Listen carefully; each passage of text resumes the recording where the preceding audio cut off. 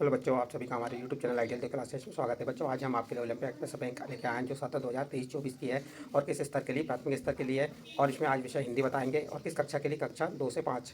और ये Olympic press bank से ही आपको प्रश्न पूछे जाएंगे, यानी कि अधिकतर प्रश्न जो है आपको इसी ओलंपियाड प्रेस बैंक से पूछे जाएंगे।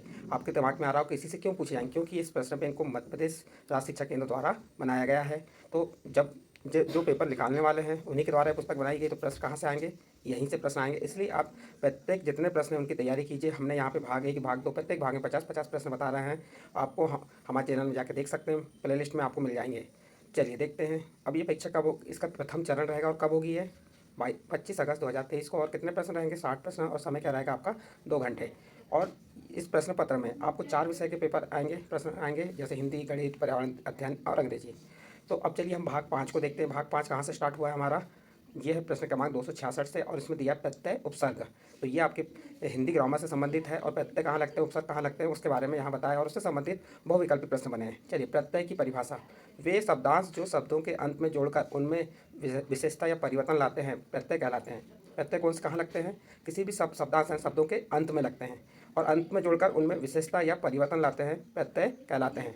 चलिए इससे संबंधित प्रश्न देखते हैं। प्रश्न नंबर 266, प्रत्यय क्या है। प्रश्न क्या है आपका, प्रत्यय क्या है। ए नंबर जो शब्द के आगे लगता है, बी नंबर जो शब्द के पीछे लगता है, सी नंबर जो शब्द के बीच में लगता है, डी नंबर इनमें से कोई नहीं।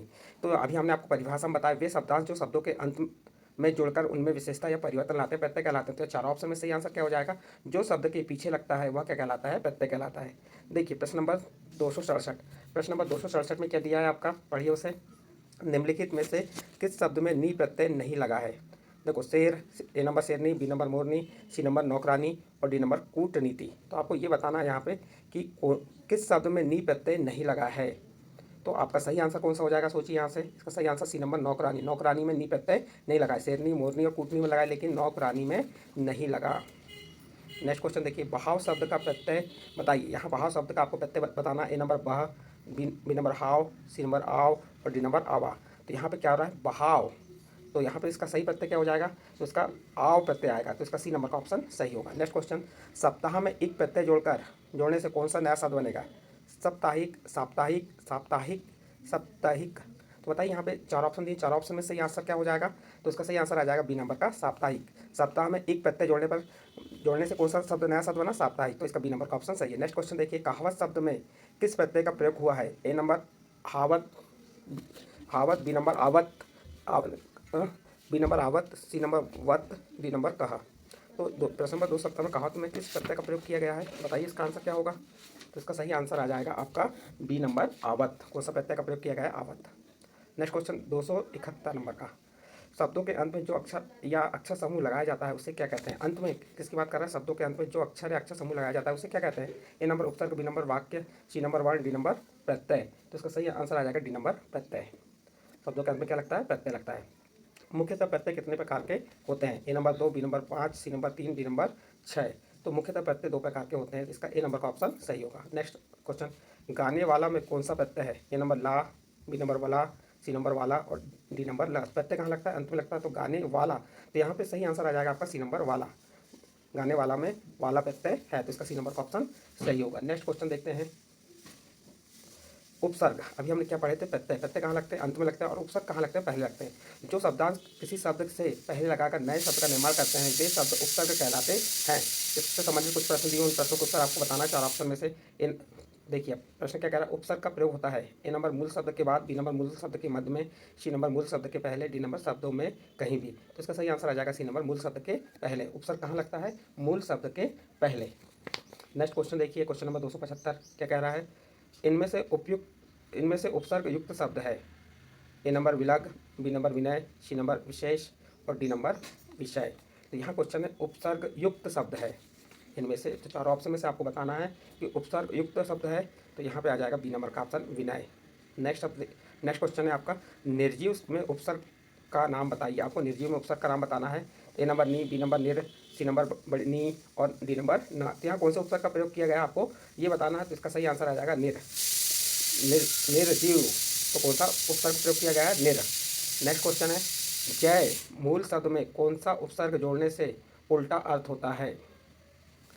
देखिए प्रश्न क्या है, जय मूल शब्द में कौन सा उपसर्ग जोड़ने से उल्टा शब्द होता है? ए नंबर पर, बी नंबर पर, सी नंबर अ और डी नंबर वी। तो मूल शब्द क्या हो जाता है, उससे उल्टा हो जाता है। तो बताइए यहाँ सही आंसर क्या हो जाएगा आपका? इसका बी नंबर का ऑप्शन सही होगा, परा।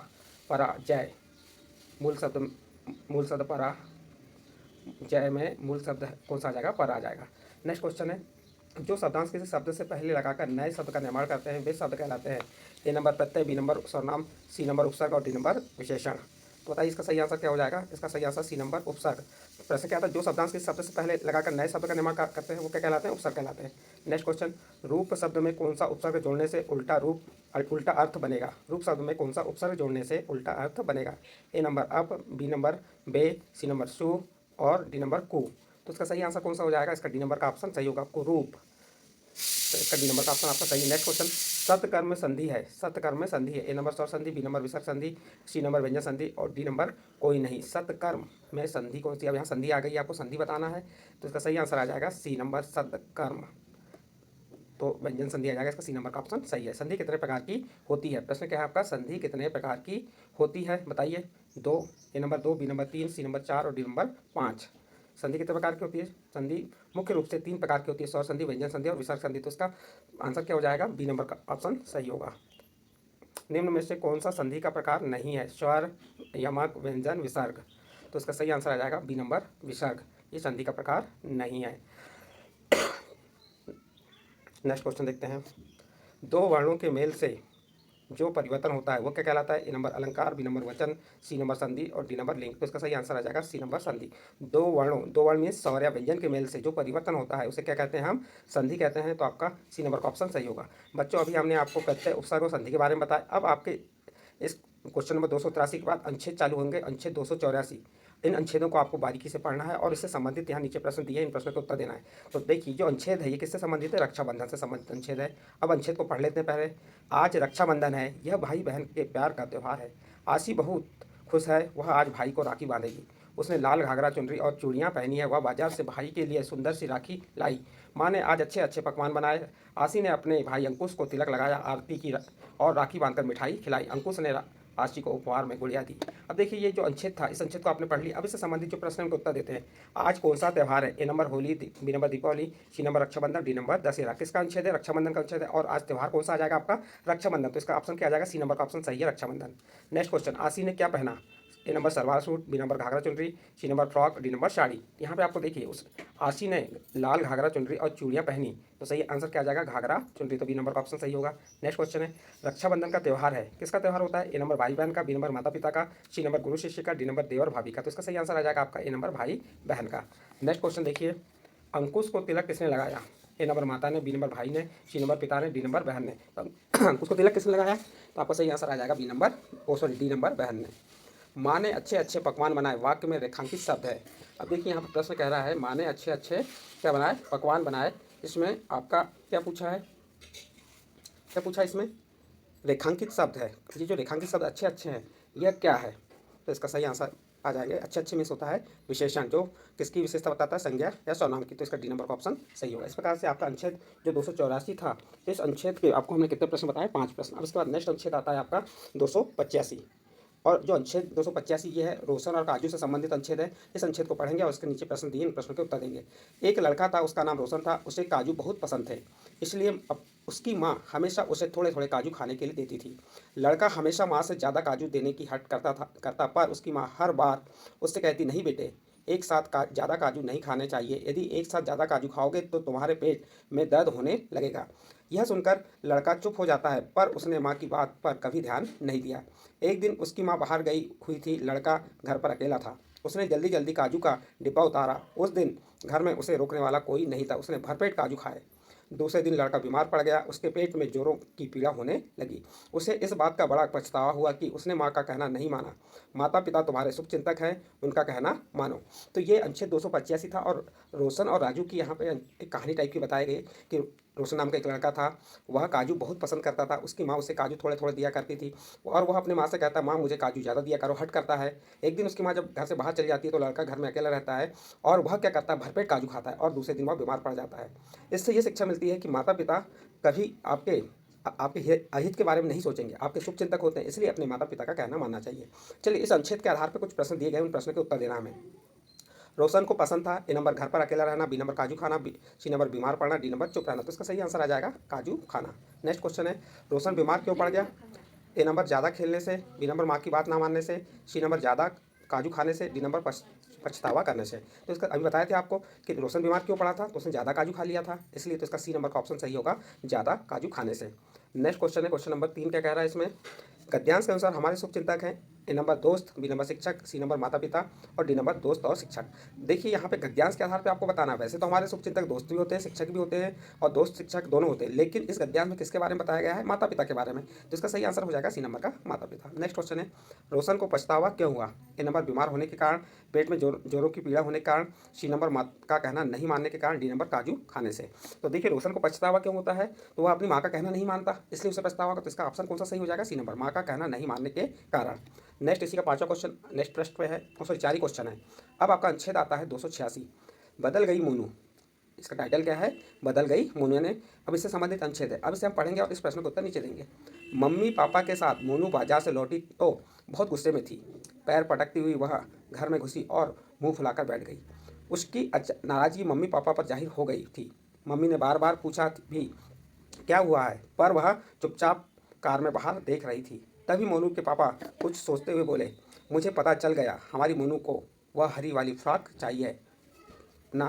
उत्तर इसमें देखिए क्या कहा, हाँ वही फ्रॉक चाहिए। मैंने आपसे कितना कहा था दुकान पर, लेकिन आपने मेरी बात सुनी ही नहीं। इतनी देर में से मौन बैठी मोनू एकाएक बोल पड़ी, मोनू कितनी ड्रेस है, मोनू कितनी ड्रेसें हैं तुम्हारे पास, अब नई लेकर क्या करोगी? पिछले महीने तुम्हारे जन्मदिन पर नई ड्रेस और जूते दिलवाए थे और उपहारों में भी तुम्हें 3 फ्रॉक मिली। बेटे, फिजूल खर्ची अच्छी बात नहीं है। जब तुम्हें फ़िलहाल ज़रूरत नहीं है तो क्या करोगी नया फ्रॉक लेकर? पापा ने भी समझाया। देखिए, यहाँ बदल गई मोनू से संबंधित है। मोनू और उसके मम्मी पापा क्या गए, बाजार गए थे। वो बाजार से लौटे तो मोनू का जो मुंह था फूल गया था, गुस्से में थी मोनू और पैर पटकती हुई अपने घर पहुंची। उसकी नाराज़गी मम्मी पापा पर जाहिर हो गई। उनके मम्मी पापा समझ गए कि मोनू को हमने कुछ दिलाया नहीं। मोनू उसके पापा बोले कि आपसे कितना कहा कि दुकान पर मोनू को हरी फ्रॉक चाहिए थी। किसने बोला? पापा ने। तो मोनू क्या बोलती, हाँ वही फ्रॉक चाहिए, मैंने आपसे कितने बार बोला। और उनके मम्मी पापा समझाते हैं, बेटा आपके जन्मदिन पर है, आपके पास बहुत सारी ड्रेस है, तो आपको उपहारों की ज़रूरत नहीं है। बेटे, फिजूल खर्ची अच्छी बात नहीं है। जब तुम्हें फिलहाल ज़रूरत नहीं है तो क्या करोगे नया फ्रॉक लेकर? किसने समझाया? मम्मी पापा ने। अब इससे संबंधित कुछ प्रश्न हैं, उनके उत्तर आपको देना है। प्रश्न नंबर 1, मोनू को फ्रॉक पसंद थी कौन सी? ए नंबर कोयल के रंग की, बी नंबर मोर के रंग की, सी नंबर तोते के रंग की और डी नंबर कबूतर के रंग की। तो मोनू को हरी फ्रॉक पसंद थी और यहाँ पे किसका रंग हरा होता है? तोते का। तो इसका सही आंसर आ जाएगा सी नंबर, तोते के रंग की। नेक्स्ट क्वेश्चन देखिए, मुंह फुलाने का अर्थ है रूठना, हंसना, गाना, रोना। तो इसका सही आंसर हो जाएगा आपका ए नंबर, रूठना। मुंह फुलाने का अर्थ क्या होता है? रूठना। फिर नेक्स्ट क्वेश्चन है, सभी बच्चों को उपहार मिलते हैं जागने पर, सोने पर, शादी पर, जन्मदिन पर। तो सभी बच्चों को उपहार कब मिलते हैं? तो जन्मदिन पर। तो इसका सही आंसर डी नंबर का हो जाएगा, जन्मदिन। चलिए आगे देखते हैं। अब अनुच्छेद 287 आ गया, हमीद। किस टाइटल क्या है? हमीद।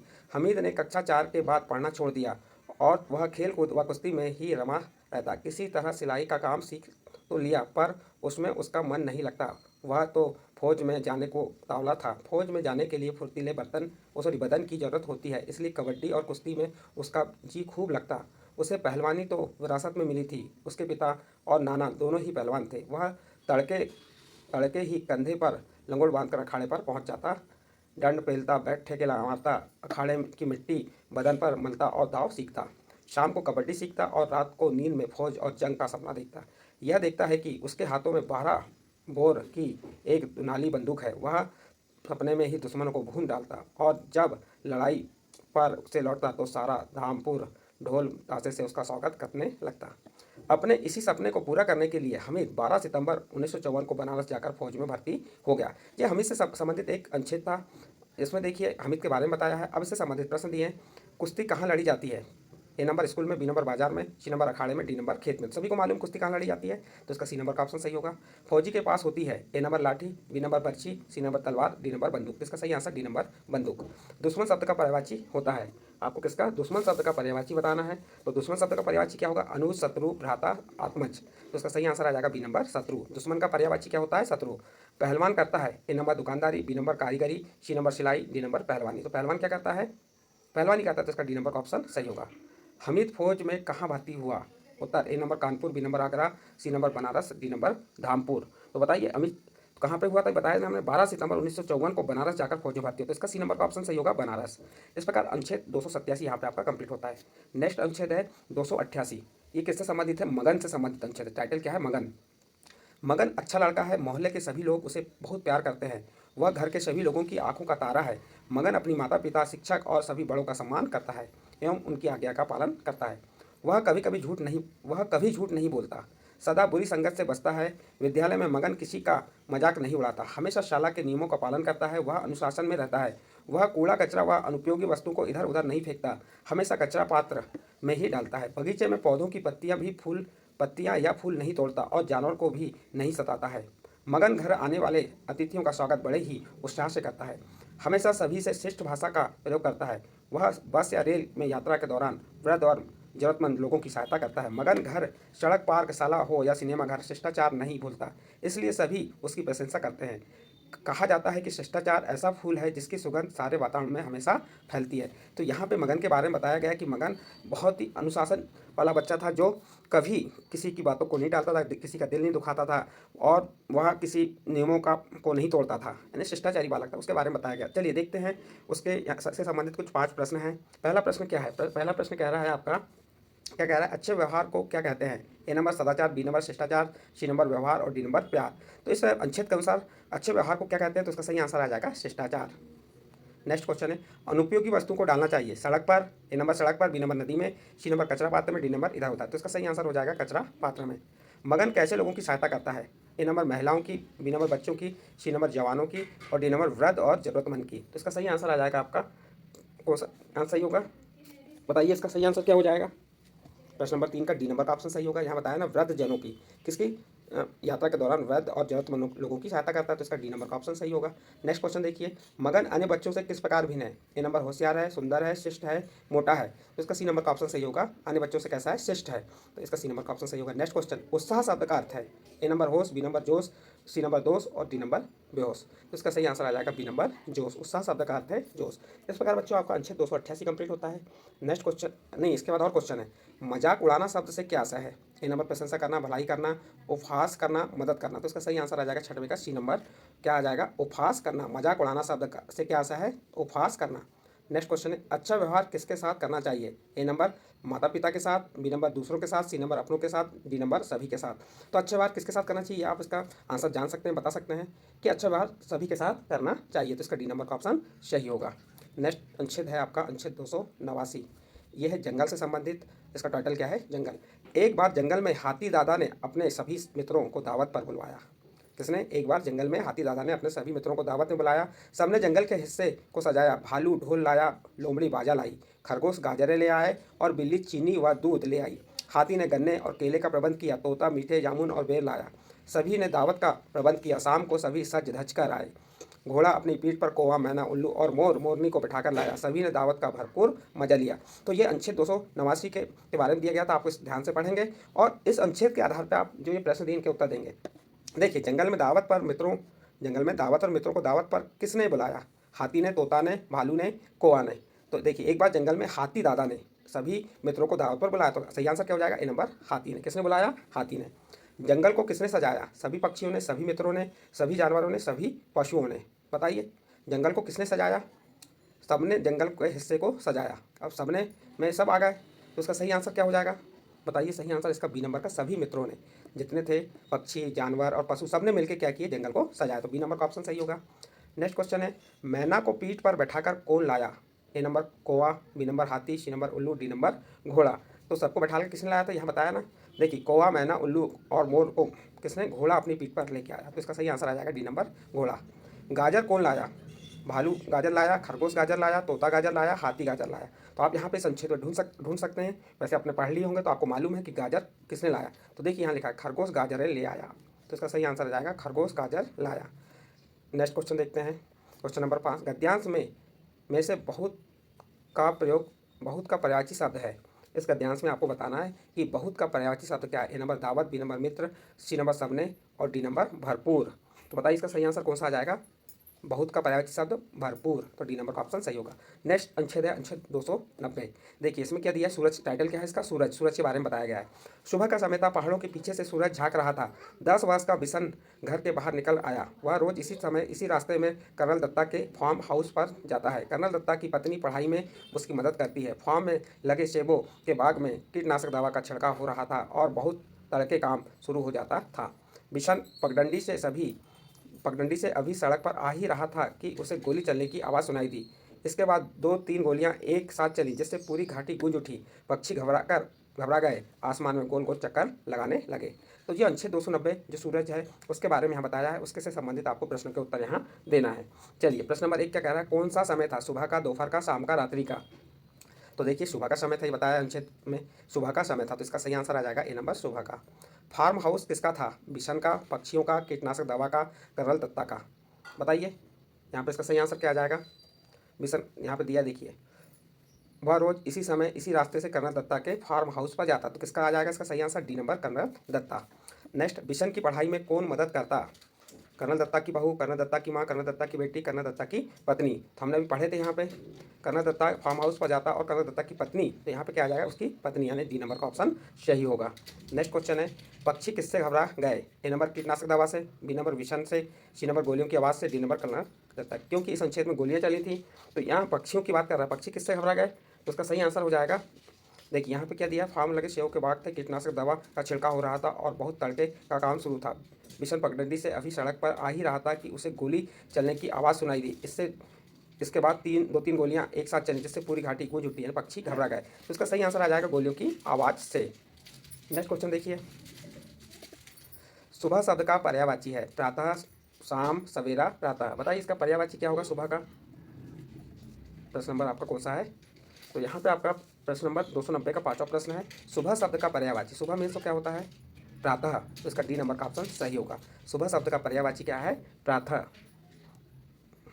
नेक्स्ट क्वेश्चन देखिए, पिंकू, अनुच्छेद 291 है, इसमें आपको पिंकू से संबंधित बातें दी गई हैं, उन्हें देखना है और पढ़ना है। पिंकू अपनी दादी के साथ गली से जा रहा था, तब वह एक पत्थर से में अटक गया। यह गिरने की ही वाला था कि दादी जी उसने उसे पकड़ लिया। दादी जी ने पत्थर रास्ते से हटा दिया। पिंकू ने कहा, दादी अम्मा अब क्या फ़ायदा, हम तो रास्ते से निकल गए। दादी जी ने प्यार से समझाते हुए कहा, बेटा तुम तो गिरते गिरते बच गए, लेकिन कोई और गिर सकता है और चोट लग सकती है। पिंकू सोचकर कहने लगा, मैं जब भी रास्ते में कोई पत्थर देखूंगा हटा दूंगा।